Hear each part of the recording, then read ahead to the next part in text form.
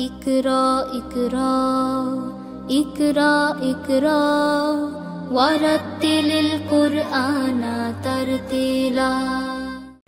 আসসালামু আলাইকুম ওয়া রাহমাতুল্লাহি ওয়া বারাকাতুহু। ইন্নাল হামদালিল্লাহ ওয়াসসালাতু ওয়াসসালামু আলা রাসূলিল্লাহ ওয়া আলা আলিহি ওয়া সাহবিহি ওয়া বা'দ। দূরের ও কাছের সম্মানিত দর্শক শ্রোতা, এই মুহূর্তে আমাদেরকে আপনারা যারা দেখছেন এবং পরবর্তীতে দেখবেন, আপনাদেরকে স্বাগত জানাচ্ছি মাওলানা সফিউল্লাহ ফাউন্ডেশন নিবেদিত ইসলামী জ্ঞান জিজ্ঞাসায়। প্যানভিশন টিভির নিয়মিত সাপ্তাহিক আয়োজন লাইভ প্রশ্নোত্তরমূলক অনুষ্ঠান। এই অনুষ্ঠানে আপনাদের জীবন ঘনিষ্ঠ প্রশ্নগুলির সমাধান দেওয়ার জন্য স্টুডিওতে উপস্থিত রয়েছেন বরেণ্য আলেমদ্দিন উস্তাজুল আসাতেজা ফদিলাতুল শেখ ডক্টর মুফতি মুহাদ্দিস রফিকুল ইসলাম মাদানী হাফিজাহুল্লাহ। আসসালামু আলাইকুম রহমতুল্লাহি ওয়া বারাকাতুহু। ওয়ালাইকুম আসসালাম রহমতুল্লাহ। উস্তাদ, আপনি কেমন আছেন? জি আলহামদুলিল্লাহ, আপনি ভালো আছেন? আলহামদুলিল্লাহ। উস্তাদ, আমরা আল্লাহর শুকরিয়া আদায় করে আজকে জীবন ঘনিষ্ঠ একটা বিষয়ে আপনার কাছে আমরা প্রথমে জানতে চাইব। আল্লাহ সুবহানাহু ওয়া তাআলা কোরআন হাকিমে বলেছেন, ইন্নামাল মুমিনুনা ইখওয়া ফাসলিহু বাইনা আখাওয়াইকুম। আমরা আমাদের জীবনে বিবাদ, বিসংবাদ, ঝগড়াঝাটি আমাদের লেগেই থাকে। আজকে আমাদের প্রশ্ন হলো, বিবাদ মেটানোর ক্ষেত্রে প্রিয় নবী সাল্লাল্লাহু আলাইহি ওয়াসাল্লামের আদর্শ আমাদের জন্য কি রেখে গেছেন, আমরা এটাও জানব। আলহামদুলিল্লাহি রাব্বিল আলামিন ওয়াসসালাতু ওয়াসসালামু আলা সাইয়্যিদিল মুরসালিন ওয়া আলা আলিহি ওয়া আসহাবিহি আজমাইন, আম্মা বাদ। সত্যিই আপনার প্রশ্নটি আমাদের সমাজের বাস্তবতার সাথে ওতপ্রোতভাবে জড়িত। ধন্যবাদ জানাচ্ছি আপনাকে সুন্দর প্রশ্নটি চয়ন করার জন্য। আশা করি এই প্রশ্ন এবং এর উত্তরের মাধ্যমে আমাদের দর্শক শ্রোতা, দেশবাসী, আমাদের সোসাইটি, আমাদের ভাই বোনেরা উপকৃত হবেন ইনশাআল্লাহ। এক নম্বর কথা সেটি হলো যে উই আর হিউম্যান বিইং, আমরা মানুষ। জি, কোনোভাবেই উই আর নট এঞ্জেল, অবশ্যই না, আমরা ফেরেশতা নই। জি, বিধায় আমার কিছু ত্রুটি থাকবে, আপনার কিছু ত্রুটি থাকবে, এটাই স্বাভাবিক। জি, মানুষ মাত্রই ত্রুটিযুক্ত। জি, যখন আমরা একসাথে চলাফেরা করি তখন দেখা যাবে যে আমার সাথে আপনার, অন্যের সাথে, পরিবারের, আমার কিন্তু আফ্রিকার যেই লোকটার সাথে চলি না, দেখা সাক্ষাৎ হয় না, তার সাথে কোনো ঝামেলা নেই। জাপানের যেই লোকটার সাথে আমার দেখা সাক্ষাৎ নেই, তার সাথে সমস্যা নেই। সমস্যা যারা কাছের, যারা নিয়ারেস্ট, যাদের সাথে চলাফেরা হয়, তাদের সাথেই সমস্যা হয়। আমার সকল কথা আরেকজনের পছন্দ হবে এটা জরুরি নয়। অনেক সময় দেখা যায় আমি পজিটিভ ওয়েতে একটা কিছু বলেছি, আরেকজন সেটা নেগেটিভ ওয়েতে নিয়েছে। তো এইভাবে কিন্তু সমাজের মধ্যে দুইজনের মাঝখানে দূরত্ব এবং বিবাদ তৈরি হয়। যেমনটি এটা অস্বাভাবিক নয়, এটা অসম্ভব নয়, বিষয়টা খুব প্রশংসনীয় নয়, কিন্তু এটা ঘটে। সাহাবায়ে কেরামদের মাঝখানেও কিন্তু এমন ঘটেছিল। আল্লাহ সুবহানাহু ওয়া তাআলা কোরআনে বললেন, ওয়া ইন তাইফাতানি মিনাল মুমিনিনা ইকতাতালু ফাআসলিহু বাইনাহুমা। মুমিনদের দুইটা গ্রুপ যদি মানে তাদের বিবাদের কারণে অথবা মতদ্বৈততার কারণে যদি যুদ্ধ লিপ্ত হয়ে যায়, তবু তোমরা তাদের মাঝখানে সংশোধন করে দেবে। এরপরে তো আপনি যেটিতে উপস্থাপন করলেন, ইন্নামাল মুমিনুনা ইখওয়াতুন ফাআসলিহু বাইনা আখাওয়াইকুম। মুমিনরা পরস্পর ভাই ভাই। একটু বিভেদ অথবা ঝগড়াঝাটি, টুকটাক পাপ ইত্যাদির কারণে একজন মানুষ ঈমান থেকে বেরিয়ে যায় না, সে তার ভাই থাকে। অতএব এরকম যখন হয়, ফাআসলিহু বাইনা আখাওয়াইকুম, তখন তোমরা তাদের মাঝখানে সমাধান করে দেবে। নবীজি সাল্লাল্লাহু আলাইহি সাল্লাম বিবাদমান দুই ব্যক্তির সমাধান, ইসলাহু যাতিল বাইন বলে হাদিসের পরিভাষায়, এটাকে এত বেশি গুরুত্ব দিয়েছেন যে সাহাবায়ে কেরাম বলছেন, নবীজি সাল্লাল্লাহু আলাইহি সাল্লাম তিনটা বিষয়ে মিথ্যা পর্যন্ত, মিথ্যার মতো জঘন্য অপরাধ, সেটাকে তিনি অ্যালাউ করেছেন। মিথ্যা কবিরা গুনাহ, শুধু কবিরা গুনাহ নয়, মিথ্যা সকল গুনাহের জননী অথবা মা, সকল গুনাহের মা। একটা মিথ্যাকে ডাকতে গিয়ে অসংখ্য মিথ্যা জন্ম দিতে হয়, মিথ্যা বলতে হয়। তো এইটা সাংঘাতিক মানে গর্হিত একটা বিষয় ইসলামে। কোরআনে তো আল্লাহ বলছেন, লানাতুল্লাহি আলাল কাযিবিন, যারা মিথ্যাবাদী তাদের উপর আল্লাহ লানত। তো নবীজি সাল্লাল্লাহু আলাইহি সাল্লাম তিনি ছিলেন আস-সাদিক আল মাসদুক, সত্যবাদিতা ছিল তার পরিচিতি। তো সেই নবীজি সাল্লাল্লাহু আলাইহি সাল্লাম যে মিথ্যাকে এত অপছন্দ করতেন, শরীয়তে যেটাকে এত ধিক্কার দেওয়া হয়েছে, তিনটা জায়গায় মিথ্যা অ্যালাউড করেছেন। একটা হলো যুদ্ধক্ষেত্রে। যুদ্ধক্ষেত্রে আমার শত্রুকে এটা সঠিক বলে দিতে হবে না যে আমরা মাত্র 1000 এসছি, আমাদের অস্ত্রশস্ত্র নেই, তাহলে তো তারা মানে আমাদেরকে এমনি পেয়ে বসবে। হ্যাঁ, তো সেখানে বীরত্বের প্রকাশ, যে আজকে আমরা 10,000 এসেছি, আজকে তোমাদেরকে দেখিয়ে দেব, যাতে তাদের মনোবল নষ্ট হয়ে যায় যুদ্ধের ক্ষেত্রে একটা। 2 নম্বর হলো স্বামী স্ত্রীর মাঝে, স্বামী স্ত্রীর মাঝে অনেক সময় স্ত্রীর মন জয় করার জন্য স্বামীর কিছু মিথ্যা কথা বলার প্রয়োজন হয়। এর মানে এটা নয় যে স্বামী নামাজ না পড়ে স্ত্রীকে বলবে যে আমি নামাজ পড়েছি, এটা নয়। বরং কেমন কথা, যেহেতু আল্লাহ সুবহানাহু ওয়া তাআলা পুরুষের জন্য 4টা বিবাহ পর্যন্ত বৈধ করেছেন, তো তখন এটা তো মানে স্ত্রীদের কাছে অবশ্যই ভালো লাগে না। তো তখন স্বামী যদি এরকম কথা বলে যে দেখো কোন প্রয়োজনে কোন তাগিদে কেন করলাম জানি না, তবে তুমি আমার কাছে সবচেয়ে বেশি প্রিয়, সেম কথাটা প্রতিটা স্ত্রীকে বললেন, হ্যাঁ, যে আমার অন্য 3টা স্ত্রী আছে কিন্তু তোমার চেয়ে ভালো। অথবা ধরুন তার স্ত্রীর একটা চয়েস, হ্যাঁ, যে সে বেশি দামি কাপড় পছন্দ করে, তিনি তার সাধ্যমতো ভালো একটা কাপড় কিনে নিয়ে আসলেন 1,000 টাকা দিয়ে। এখন তিনি যদি সেটা বলেন দেখো এমন দাম হাঁকালো, আমি নিয়ত করছি এটা তোমার পছন্দ এই কালারটা, আমি সেটা ছাড়ি নেই, বলছি 10,000 টাকা হলে সেটা নিয়ে আসবো, বেশি টাকা দিয়ে নিয়ে আসছি আজকে সেটার জন্য।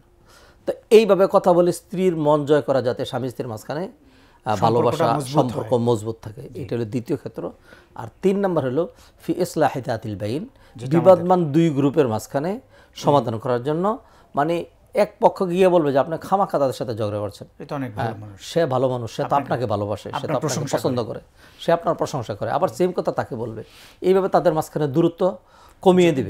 কারণ হলো এইভাবে যখন দূরত্ব হয় তখন মুসলমানদের সহ্য, বীর্য, শক্তি, সাহস সব চলে যায়, দুর্বল হয়ে যায়। শুধু দুর্বল হয় না, সমাজটা নরকে পরিণত হয় কিন্তু লাগালাগির কারণে। যার বাস্তব চিত্র আপনি দেখবেন, আমরা যদি একটু বৃহৎ পরিসরে আমাদের দেশের কথা চিন্তা করি, তাহলে দেখবেন যে খুনাখুনি সহ আজীব রকম অবস্থা, যৎসামান্য বিষয়ে একজন আরেকজনের খুনাখুনি হয়ে যাচ্ছে। অথচ যদি এইখানে একজন আরেকজনকে একটু সহানুভূতির দৃষ্টিতে দেখতো, অথবা একটু ক্ষমা সুন্দর দৃষ্টিতে দেখতো, নবীজি সাল্লাল্লাহু আলাইহি ওয়াসাল্লাম সেই জন্য যাতে মানে বিবাদমান 2 ব্যক্তির সমাধান যাতে হয়, সেই জন্য নবীজি সাল্লাল্লাহু আলাইহি ওয়াসাল্লাম একটা বিষয়কে খুব বেশি গুরুত্ব দিয়েছেন, সেটা হলো ক্ষমার বিষয়কে। বিবাদটা কেন হয়, আমি আপনাকে ক্ষমা করছি না, আপনি আমাকে ক্ষমা করছেন না, বিনয় প্রদর্শন করছেন। জি, আল্লাহ সুবহানাহু ওয়া তাআলা এই ক্ষমাটাকে এত এত এত বড় বলেছেন। আল্লাহ বলছেন ফামান আফা ওয়া আসলাহা ফাজরুহু আলাল্লাহ, যে ব্যক্তি ক্ষমা করে দিবে তার প্রতিদান স্বয়ং আল্লাহ দিবেন। জি, আসসালামু আলাইকুম রাহমাতুল্লাহ। জি জি, আপনি পরিচয় দিয়ে প্রশ্ন করুন। জি শাহিন ভাই, শুনতে পাচ্ছি, বলুন।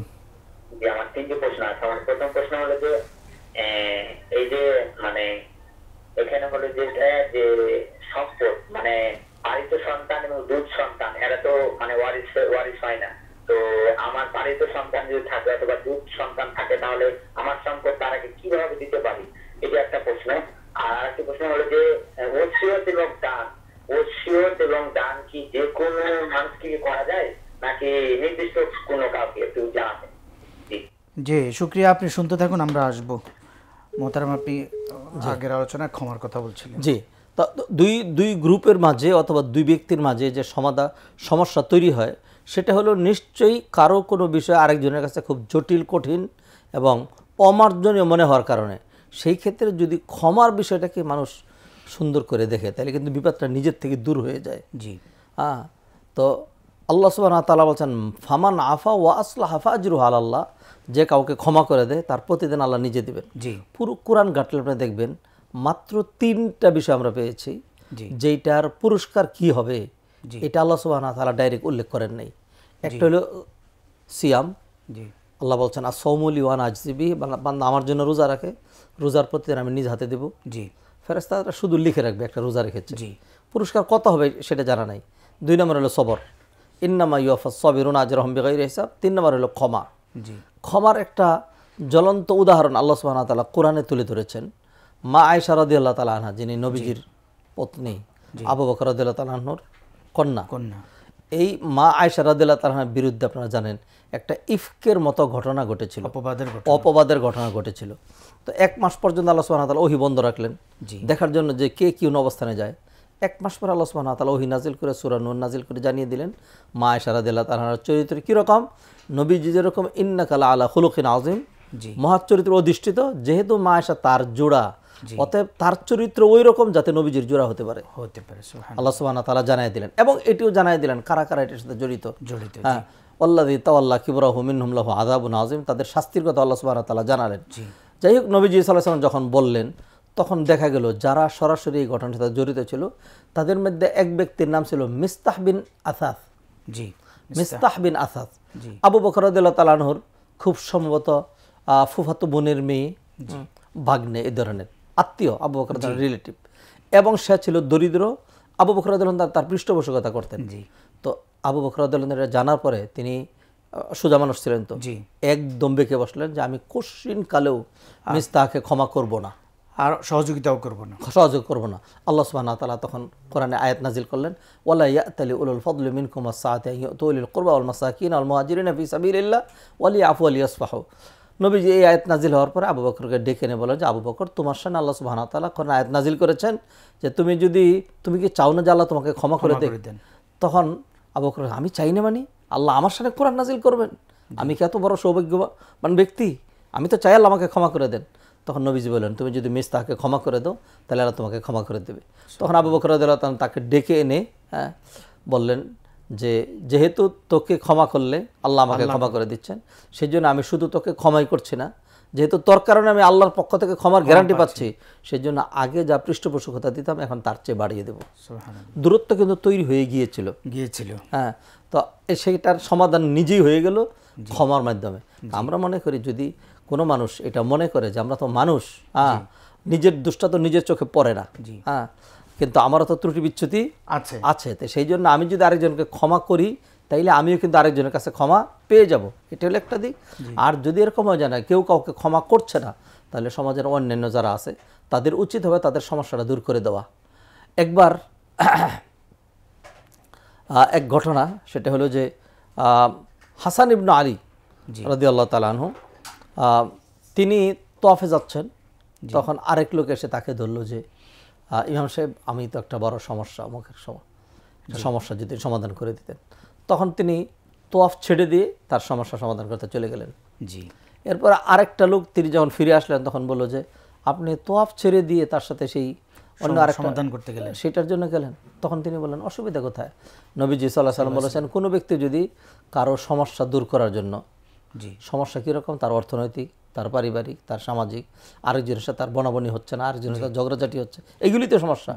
তো এরকম সমস্যা যদি দূর করতে যায় আর তার মাধ্যমে এটা সমাধান হয়ে যায়, তাহলে আল্লাহ সুবহানাহু ওয়া তাআলা তাকে একটা মাকবুল হজ এবং একটা মাকবুল উমরার সওয়াব দিবেন। সুবহানাল্লাহ। আর যদি তার মাধ্যমে এটা সমাধান না হয়, সে শুধু চেষ্টা করেছে, তাহলে আল্লাহ সুবহানাহু ওয়া তাআলা তাকে একটা মাকবুল উমরার সওয়াব দিবেন। সুবহানাল্লাহ। তো অতএব আমার উমরা তো কবুল হইতে পারে, না হইতে, জি জি জি জি জি। তো সেই জন্য আমাদের উচিত, সমাজে যখন আমরা দেখব দুইজনের মাঝখানে একটু দূরত্ব তৈরি হয়ে গিয়েছে, তখন সেখানে আমাদের ভূমিকা রাখা, যাতে সমাজটা সোনালী সমাজ হয়, সমাজটা যাতে শান্তির সমাজ হয়। মোহতারাম, অনেক শুকরিয়া, অত্যন্ত গুরুত্বপূর্ণ এবং সমাজের অতি প্রয়োজনীয়, যেটা আমাদের অহরহ প্রতি মুহূর্তে লাগে, এই বিষয়টা আমরা সমাধান জেনেছি। বারাকাল্লাহু ফিকুম।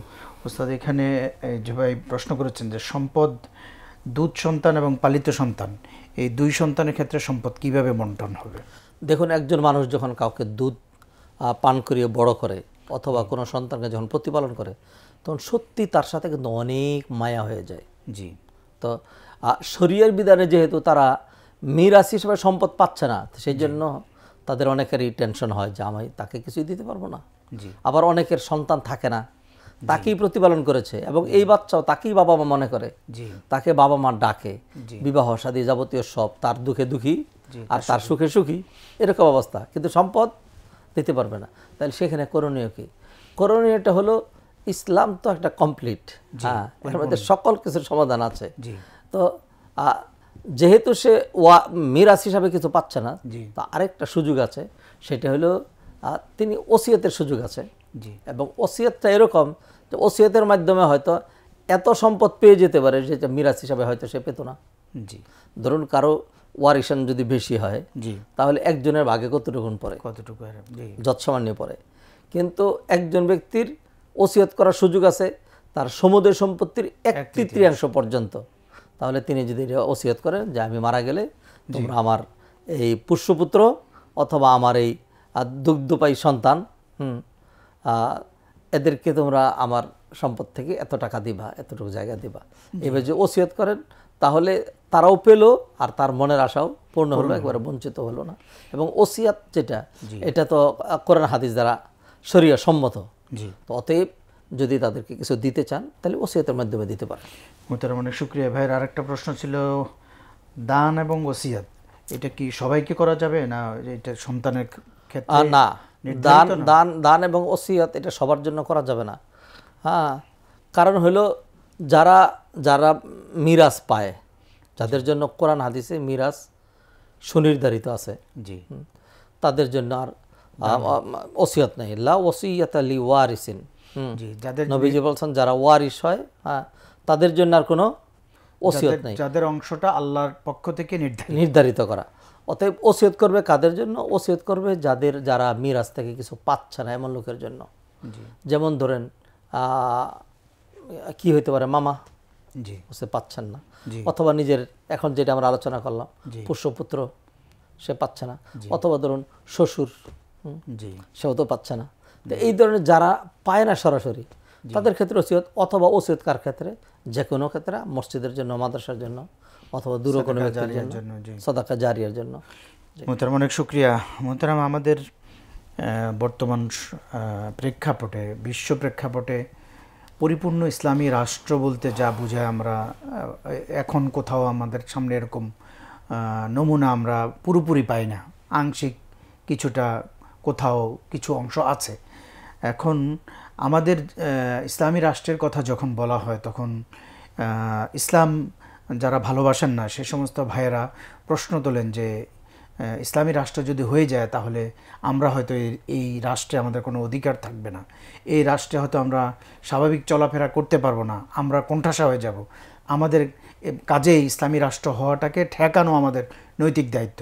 মোহতারাম প্রশ্ন হলো, ইসলামী রাষ্ট্রে অমুসলিম ভাইদের অধিকার আল্লাহ রাসূল কীভাবে সংরক্ষণ করেছেন? এটা খুবই গুরুত্বপূর্ণ বিষয়, একটু যদি বলতেন। ইসলাম এমন একটি ধর্ম যেটা আপনি তো অমুসলিম ভাইদের, অমুসলিম ভাই মানে তারা তো মানুষ আমাদের মতো না, তাদের অধিকারের কথা।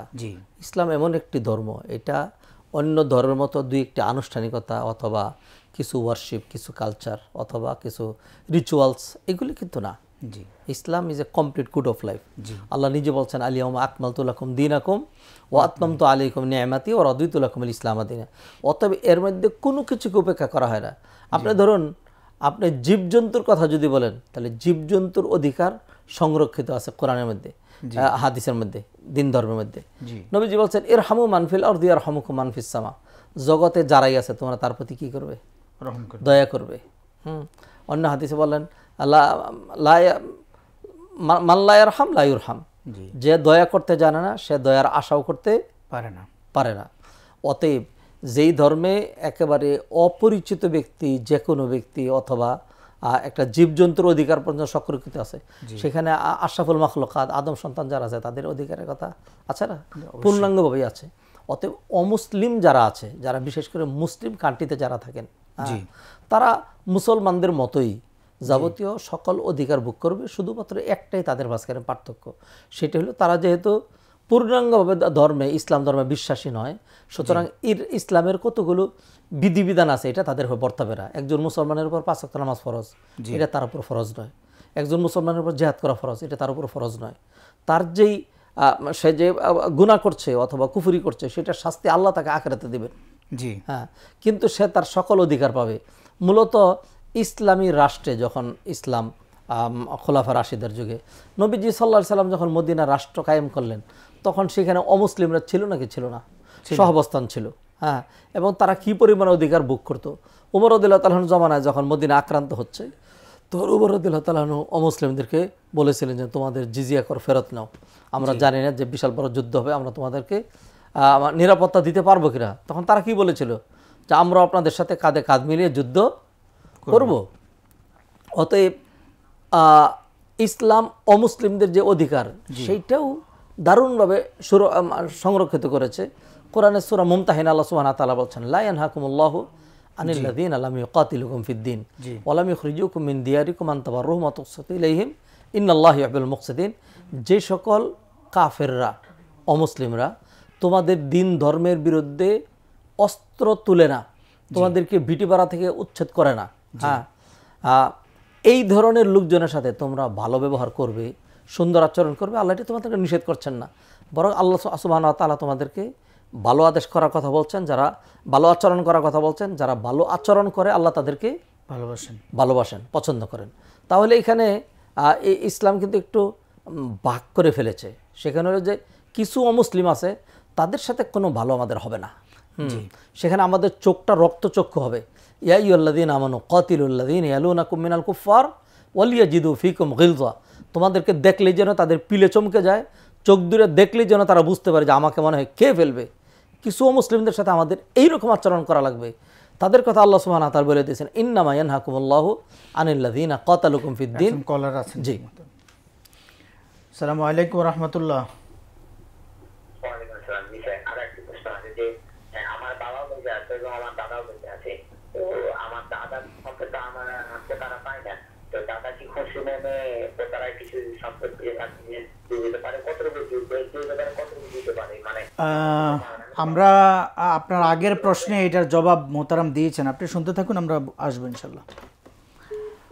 মোহতারাম ইন্নামা ইয়ানহাকুমুল্লাহ বলছেন। জি, আল্লাহ সুবহানাহু ওয়া তাআলা বলছেন, যারা নাকি তোমাদেরকে তোমাদের ভিটে বাড়ি থেকে উচ্ছেদ করে, তোমাদের দিন ধর্মের বিরুদ্ধে অস্ত্র ধারণ করে, আল্লাহ নিষেধ করছেন যে তোমরা তাদেরকে বন্ধু হিসেবে গ্রহণ করবে, তোমরা তাদের সাথে বিনম্রতা প্রদর্শন করবে না, আল্লাহ নিষেধ করেছেন। যেমন ধরুন উদাহরণস্বরূপ যদি বলি, বর্তমান ইসরায়েলের অবস্থা, তারা যে অবস্থা করছে, এরপরও কি এটা আপনি বলবেন যে মুসলমানরা তাদের সাথে ভালো আচরণ করবে? হ্যাঁ, এটা প্রশ্ন আসে না। আমি ছোট্ট একটা উদাহরণ দিই। ধরুন জীবে দয়া করা অন্য ধর্মের মূলনীতিও, আমাদের ধর্মের হাদিস তো বললাম, ইরহামু মান ফিল আরদি ইয়ারহামুকুম মান ফিস সামা। তো জীবে দয়া করা এটা তো ধর্মীয় কথা না, এটা ইসলাম স্বীকার করে। তো তার মানে এখন একটা সর্প আমাকে কামড় দিতে আসছে, একটা কুকুর আমাকে কামড় দিতে আসছে, তখন বলবো যে সর্বনাশ, মাথায় বাড়ি দিও না, জীবে দয়া করো। এটা কি এখানে প্রযোজ্য? অবশ্যই না, এইটা এখানে প্রযোজ্য না। অতএব কাফেরদের মধ্যে, অমুসলিমদের মধ্যে যারা সুবল মারে তারা আলাদা, আর যারা সুবল মারে না, ধরুন আমাদের দেশে অনেক হিন্দু ভাইয়েরা আছেন যাদের সাথে আমাদের কায়কারবার লেনদেন আছে, অনেকের মুসলিম বাড়িতে অমুসলিম বৃত্ত আছে, ড্রাইভার আছে, হ্যাঁ, তারপরে আবার তাদের সাথেও তাদের স্টাফের মধ্যে মুসলমানরা আছে, হ্যাঁ, দেখা যায় যে একজন আরেকজনের সাথে জড়িত। লেনদেন, কারবার, উঠা বসা, চালচলন সবই করা যাবে, শুধু আন্তরিকভাবে তাদেরকে বন্ধু হিসেবে গ্রহণ করা যায়। তুমি যেহেতু শিরিক করো, মূর্তি পূজা করো, অন্যান্য শিরিক করো, তারপরে তোমাকে আমি মন থেকে ভালোবাসি, এইটা করা যাবে না। কিন্তু তাদের সাথে বাহ্যিক যাবতীয় সকল লেনদেন, হ্যাঁ, উঠা বসা, এইগুলি করা যাবে, সৌজন্যমূলক আচরণ যা করা যাবে। অতএব অমুসলিম যারা মুসলিম কান্ট্রিতে থাকে, যদি কোথাও ইসলাম প্রতিষ্ঠা হয়, এটা স্বরূপ তো তারা দেখে নাই। ইসলাম প্রতিষ্ঠিত হলে এটার সুফল সকল মানুষ ভোগ করবে। কীরকম হবে আমি বলি, যখন সূর্য আকাশে ওঠে তখন এটার আলো শুধু গরিবরাই দেখে, ধনীরা দেখে না। তো অবশ্যই না, তারাও দেখে, সমভাবে দেখে, সবাই পায়। যখন বৃষ্টি আসে তখন এই বৃষ্টির যে নেয়ামত, হ্যাঁ, এটা তো সবাই ভোগ করে, ঠিক না? হ্যাঁ, তো ঠিক তদ্রূপ ইসলাম যদি কোথাও প্রতিষ্ঠা হয়, আমাদের দেশে ইসলাম প্রতিষ্ঠিত নাই, সেই জন্য যারা দিনদার, যারা দিনের কথা বলে, তারা কখনো অমুসলিমদের মাথায় বাড়ি দেয় না। কারণ হলো আল্লাহ কোরআনে বলেছেন, ওয়ালা তাসুব্বুল্লাযীনা ইয়াদউনা মিন দুনিল্লাহ ফায়াসুব্বুল্লাহ আদওয়াম বিগাইরি ইলম। যারা আল্লাহকে বাদ দিয়ে বাতিল মাবুদদের পূজা করে, তাদের বাতিল মাবুদগুলোকে তোমরা গালমন্দ করবে না। হ্যাঁ, এটা আল্লাহ নিষেধ করলেন। অতএব আপনি দেখবেন যে কোনো দিনদাররা কোনোদিন তারা না ওই কি বলে পূজা মণ্ডপ অথবা তাদের যেই কি বলে তাদের উপাসনালয়, হ্যাঁ, সেইখানে না যায়, না দেখতে যায়, না ভাঙতে যায়, কোনো কিছু করে না। এইগুলো নিয়ে যারা উল্টাপাল্টা করে, এরা হইলো যারা দিন ধর্মের ধার ধারে না, গোলাপানিতে মাছ শিকার করতে চায়, কুৎসিত রাজনীতি করতে চায়, হ্যাঁ, নিজের স্বার্থ চরিতার্থ করতে চায়, এই ধরনের মানুষগুলো এগুলি করে। অতএব যদি ইসলাম প্রতিষ্ঠা লাভ করে আর ইসলামপন্থীরা যদি রাষ্ট্র পরিচালনা করে, তাহলে এর যে সুফল, এটা শুধু ধনীরা না, শুধু গরিবরা নয়, শুধু মুসলিমরা নয়, শুধু অমুসলিমরা নয়, নির্বিশেষে সবাই এমনভাবে পাবে। হ্যাঁ, একটা নমুনা যদি দেখা যেত, তাহলে হয়তো আমরা তো এমন একটা জমানায় আসছি যখন আল্লাহ সুবহানাহু ওয়া তাআলা দিনকে দুর্বল করে দিয়েছেন।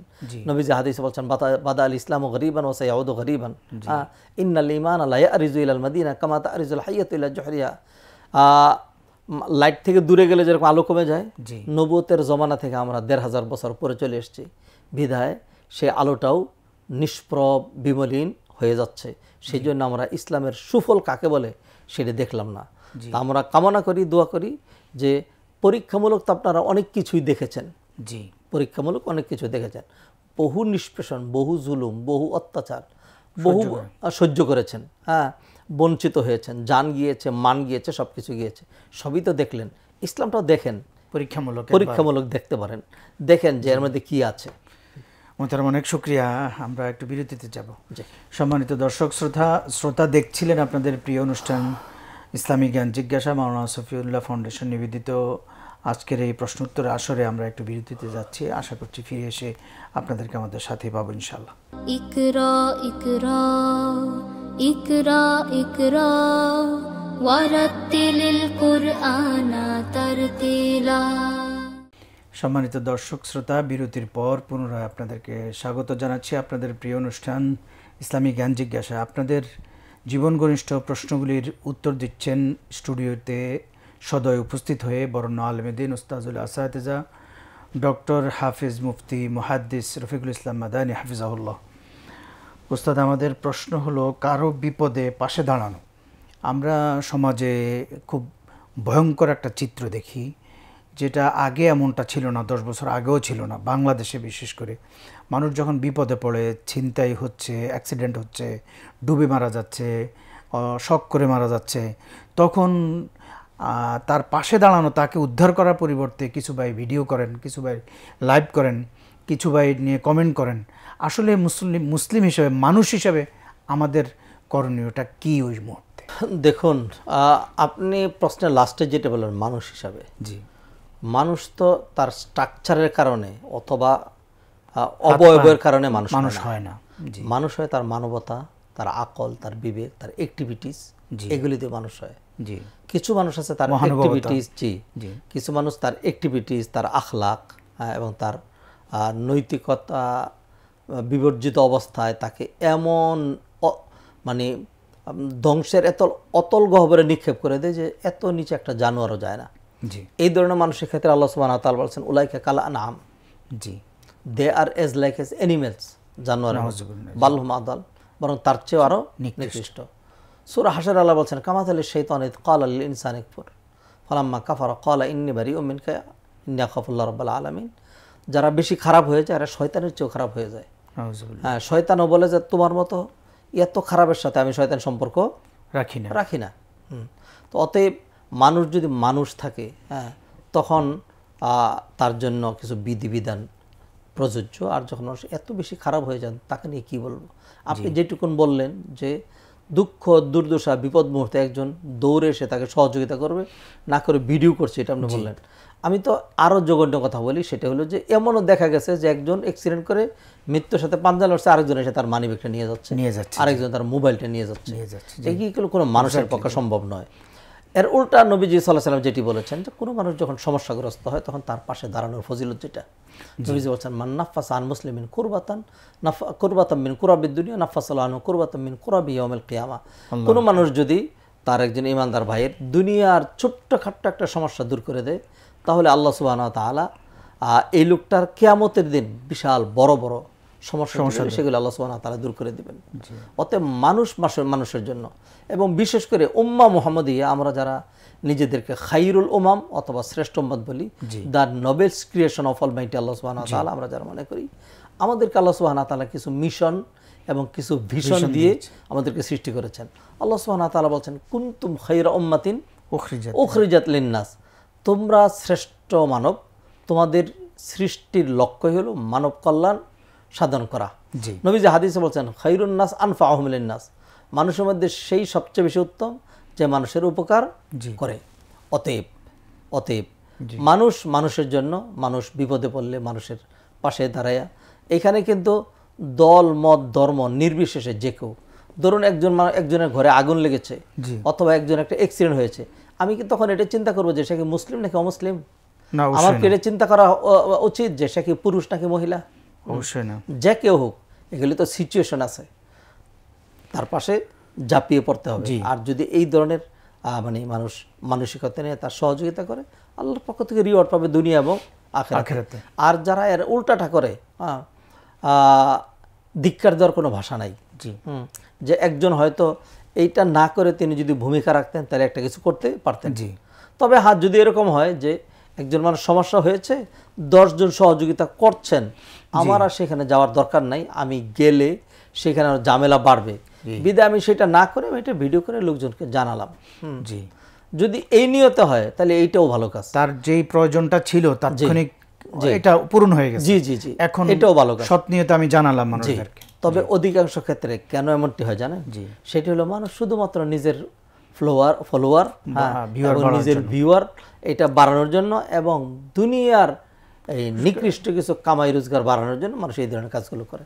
একজন মানুষের উচিত না যে একটা মানুষ এত নিচে নামতে পারে না। মানুষের একটা স্ট্যাটাস আছে, জি, মানুষ যেন এর চেয়ে নিচে না চলে যায়। মানুষকে আল্লাহ সুবহানাহু ওয়া তাআলা সমূহ সমবানিত তৈরি করেছেন।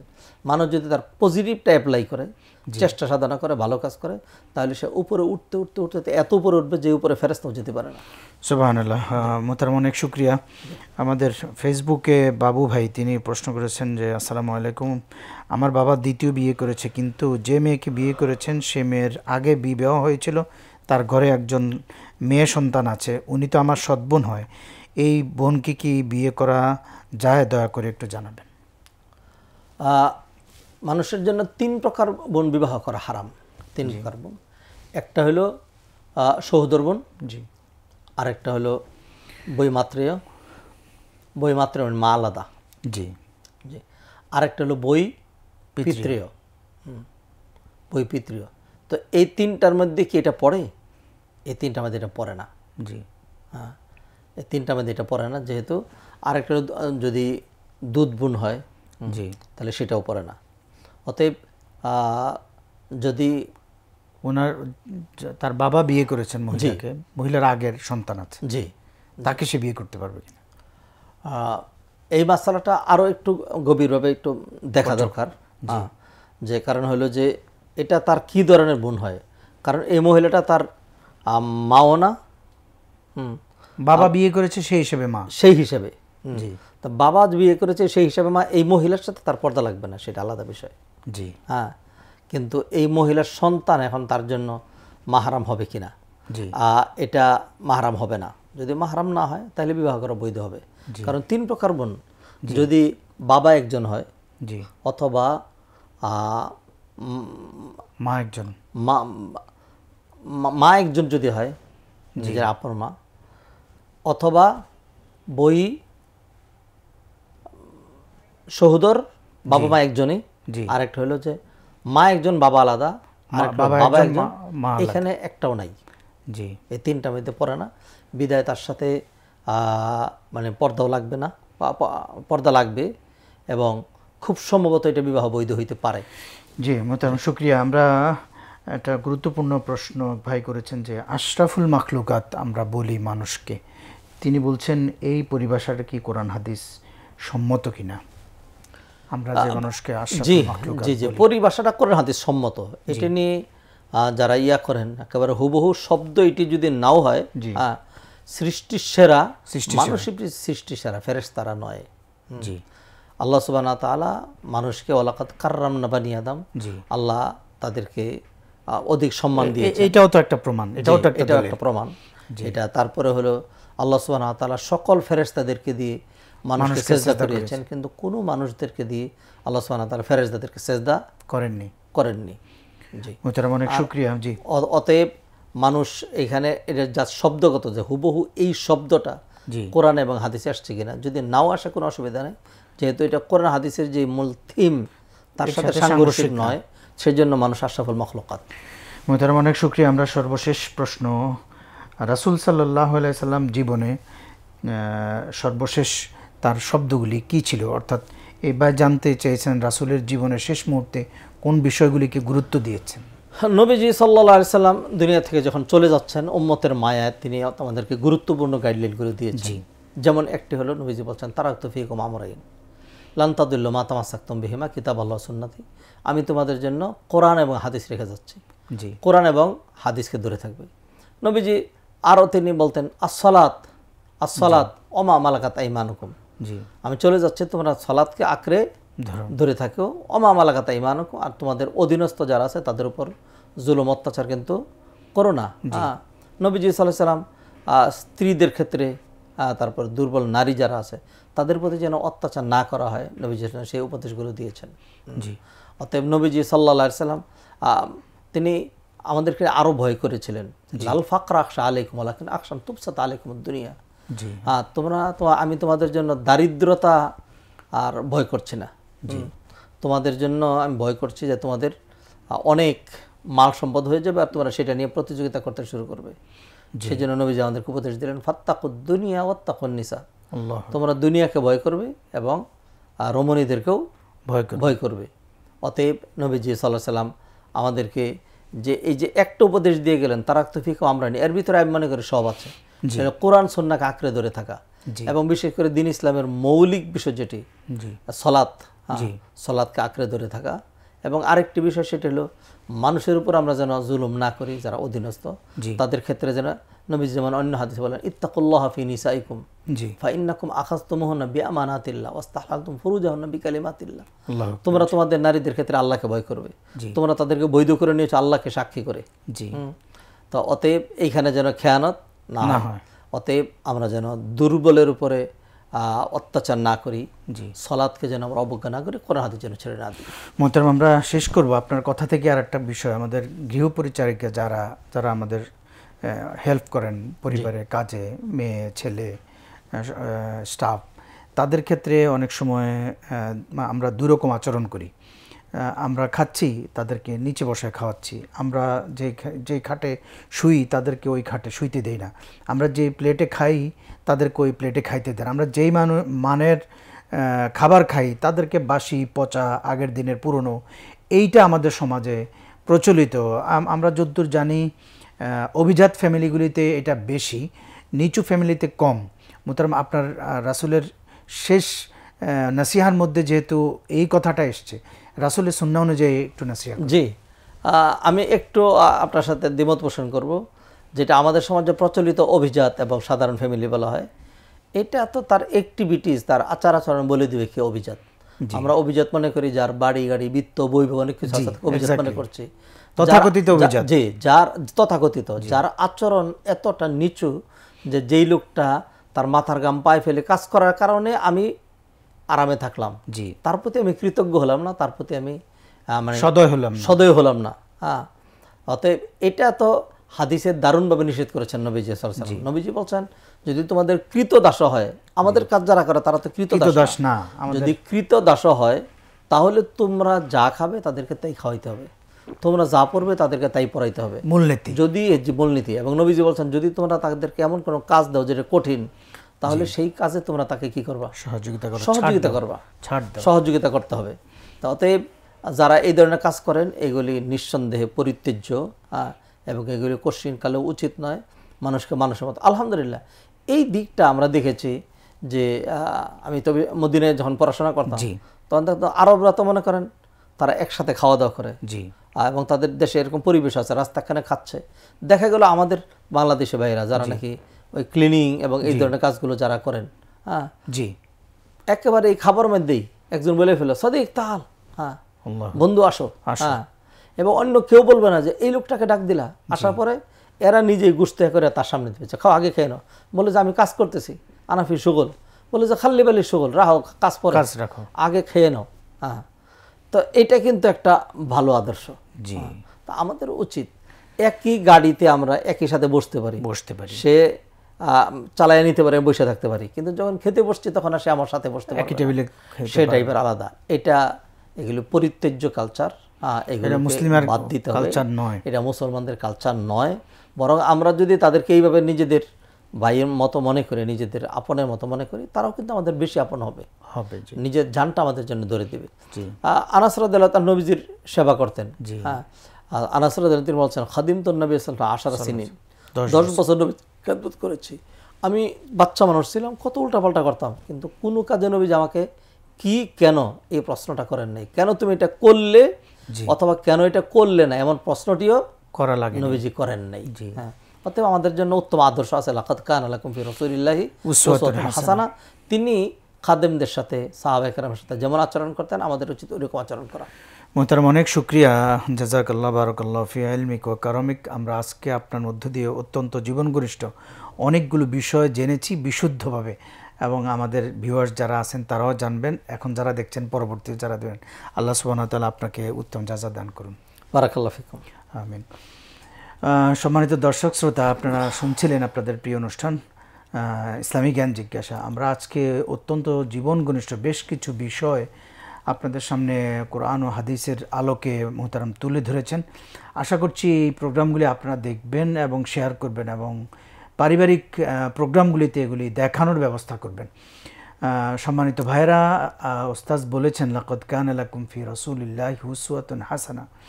রাসূলের সিরাতের মাস চলছে, সব জায়গায় রাসূলকে নিয়ে আলোচনা হয়, সেমিনার হয়, সিম্পোজিয়াম হয়, কিন্তু দ্বীনের মূল বিষয় ইকরা, দ্বীনের মূল স্পিরিট হলো পড়া। আগে জানতে হবে, ফাআলাম আন্নাহু লা ইলাহা ইল্লাল্লাহ, আমরা আগে জানবো। এটা যেন আমরা ভুলে গেছি, উম্মাহ আমরা ভুলে গেছি। মুসলিম উম্মার মূল পাওয়ার হলো পড়াশোনা। আমরা এই পড়া, আর পড়াটা হবে কোরআন, পড়াটা হবে হাদিস, আমরা এটা ভুলে গেছি। এই সিরাতের মাসে আমাদের অঙ্গীকার করা দরকার, আমরা রাসূলকে ভালোবাসবো। রাসূলকে ভালোবাসা আমার ঈমান, রাসূলকে ভালোবাসা ছাড়া আমার ঈমান হবে না, সম্পূর্ণ নয়।